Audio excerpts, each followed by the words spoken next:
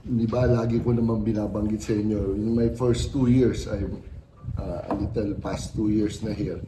Alam naman yun, marami tayong problema dinatnan. So, yun muna ang pinagkaabalahan natin, no? Inayos muna natin.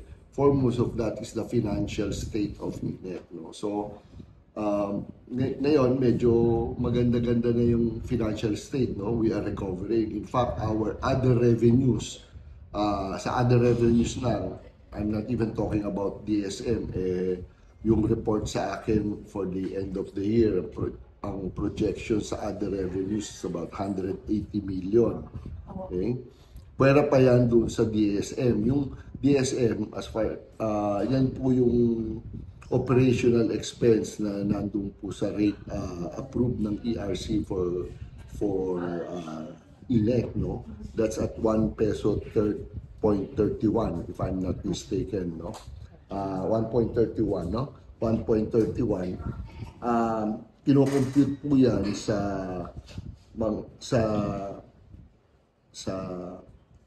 number of kilowatt na ginagamit ng probinsya ng Ilocos Norte, mga MCO po natin, a month. Okay? Right now, ang ginagamit pong kuryente ng probinsya ng Ilocos Norte is about nasa mga 40 million more or less. Okay? So 40 million, you can just imagine 40 million times 1.31. Yung po ang operational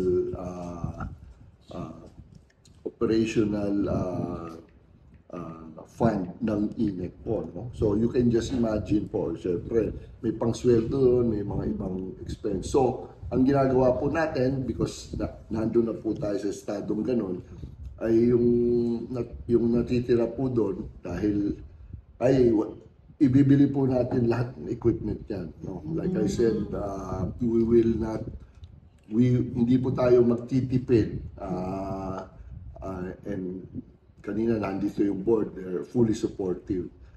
Hindi po tayo magtitipid sa equipment, okay? Sa equipment at yung mga gamit ng ating mga tao. Why? Because ngayong naayos na natin ng financials, more or less, yung rate po ng kuryente na ibaba na po natin. Ang hinahanap, I'm sure, ng ating mga MCO, yung service. Yes. Ngayon, ang service po, we can only do that if we have the right equipment, enough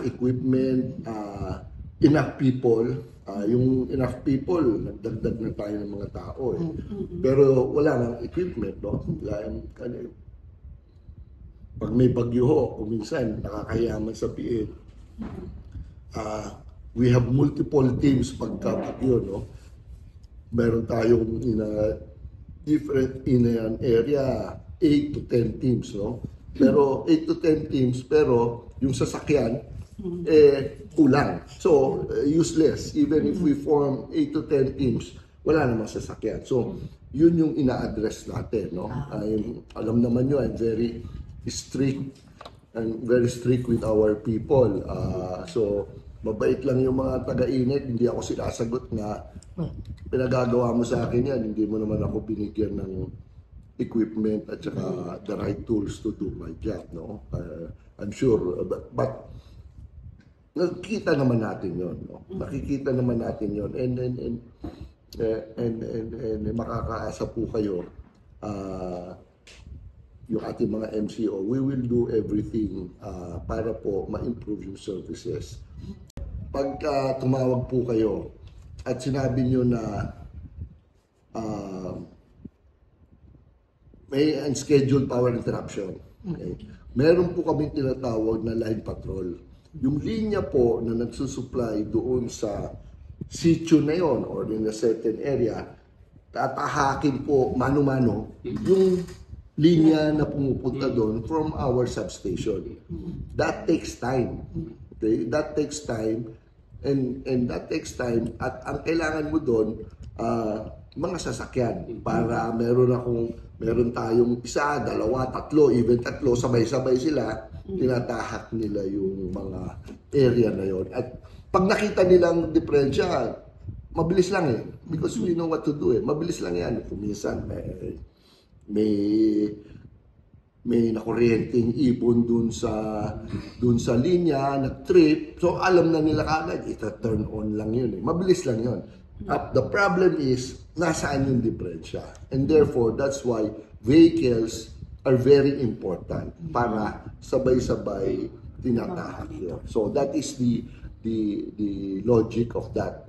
In fact, yung nakita nyo kanina, 20 yan, may 16, tapos may parating pang-4, 20 yan. That's just the initial, no?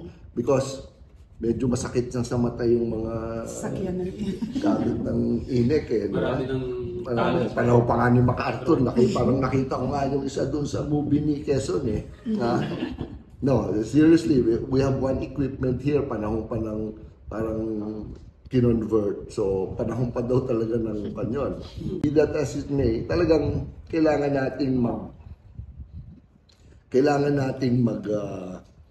mag-improve ng ating mga facilities and also our equipment, ang mga sasakyan natin. So, unti-unti lang, no? Like I said, inayos muna natin yung financial, yung mga nawawala natin pera, medyo inayos natin, inabol natin. We're running INEC. I would like to think ng properly in terms of financially, kasi the proof of the pudding naman talaga dyan. Ayaw na nyo ako paniwalaan, pero I can show you the financial situation of INEC, no? Like I said, yun, ang kita po ng INEC is the DSM and also other revenues. Other revenues, yung mga transformer, di ba? Bumibili kay INEC, no? Aside from the safety feature of that, unang-una, that is allowed by NEA. Okay?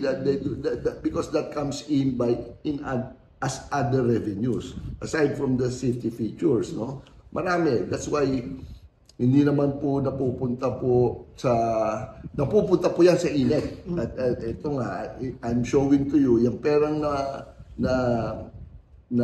napupunta sa INEC with these other revenues, makakaasa po kayo, gagamitin po natin yan, gagastusin po natin yan pambili ng equipment to improve the services to our MCOs.